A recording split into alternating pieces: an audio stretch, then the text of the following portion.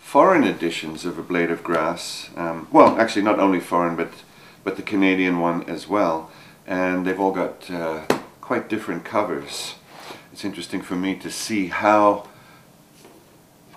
designers and other publishers have interpreted the book. That's the first Canadian edition, which I didn't like when it first came out. I thought it was too kind of African, almost like too much of the cliche that you see with an African picture. But I quite ended up quite liking it, because I did think it captured something of the novel in its kind of sparseness and so on.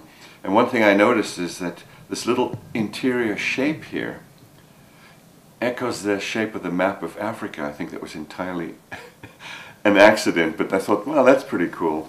I really like this one.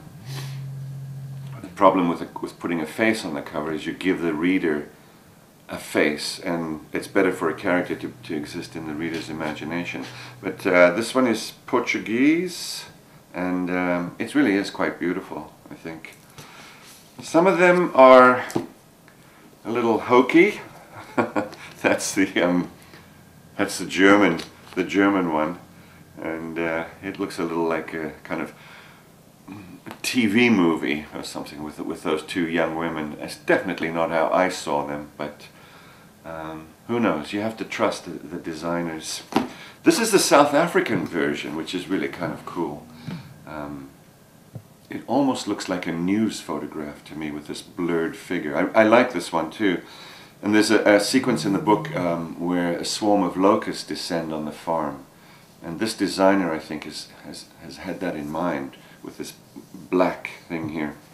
That's an unusual one, really unusual. It's Polish, quite striking, with the face.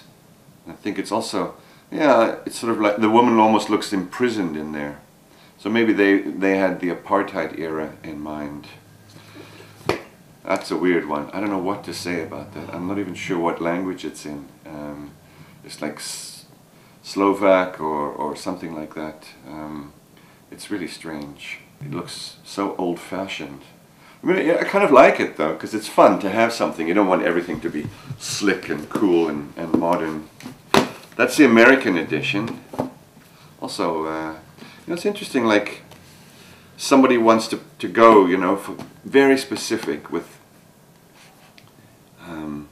faces and an actual farm, and then you get something like this, which is just more of a mood. And then this is the final of the Canadian edition, and there's now going to be a new cover for the Perennial edition. So that's you know, out of one book, I've got like 15 copies here. It's pretty amazing for one book. I've got a whole shelf. I like this one also because it's really moody. I've been spoiled with this. So, you know, when people say, what do you write? I can point to this pile here and say, well, I wrote all of those.